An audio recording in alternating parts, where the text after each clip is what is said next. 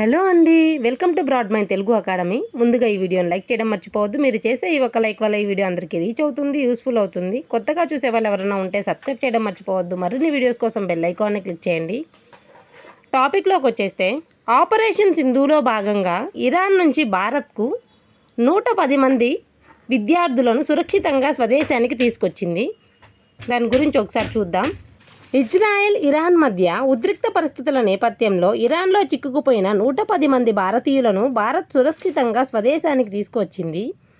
Operation Sindhu కింద ఈ భారతీయ విద్యార్థులతో కూడిన మొదటి విమానం ఆర్మేనియాలోని యెరెవా నుంచి న్యూఢిల్లీకి చేరుకుంది.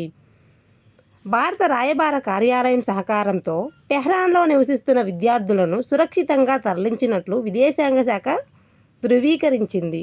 ఈ ఆపరేషన్ సింధు అనేది ఇరాన్లో చిక్కుకున్న వారి స్వదేశాన్ని తీసుకురావడానికి ప్రారంభించిన ఒక ఆపరేషన్. భారత రాయబార కార్యాలయం సహాయంతో టెహ్రాన్లోని భారతీయ విద్యార్థులను నగరం నుంచి తరలించినట్లు విదేశాంగ అధికారి ప్రకటనలో తెలిపారు. అయితే భారతీయ విద్యార్థులు జూన్ 18న యెరెవాన్లోని జార్జ్ నట్ అంతర్జాతీయ విమానాశ్రయం నుంచి ప్రత్యేక విమానంలో బయలుదేరారు. ఈ విమానం జూన్ 19న ఉదయం న్యూఢిల్లీలో ల్యాండ్ అయింది. ఇరాన్లో చిక్కుకున్న వారికి స్వదేశానికి తీసుకొచ్చేందుకు భారత ఆపరేషన్ సింధును ప్రారంభించింది. భారతీయులు సురక్షితంగా స్వదేశానికి తీసుకురావడానికి ఇరాన్, ఆర్మేనియా చేసిన సహాయాన్ని భారత అధికారులు ప్రశంసించారు. యుద్ధం మొదలైనప్పటి నుంచి ఇరాన్ తన గగనతలాన్ని మూసివేయడంతో చిక్కుకుపోయిన పౌరుల కష్టాలు మరింత పెరిగాయి. అదే సమయంలో సమీప దేశాల్లోని డజన్ల కొద్ది విమానాశ్రయాలను కూడా మూసివేశారు.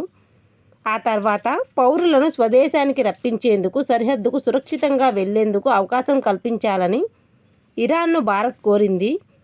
ఇరాన్లో భారత రాయబార కార్యాలయం 24/7 కంట్రోల్ రూమ్ను ఏర్పాటు చేసింది. ఇరాన్లో 4,000 మందికి పైగా భారతీయులు నివసిస్తున్నారని, వీరిలో ఎక్కువ మంది విద్యార్థులే ఉన్నారని నివేదిక వెల్లడైంది. ఈ వీడియో మీకు నచ్చినట్లయితే లైక్ చేయండి, షేర్ చేయండి, సబ్స్క్రైబ్ చేయండి. చివరి వరకు చూసినందుకు thanks for watching. Please like, share, comment, subscribe.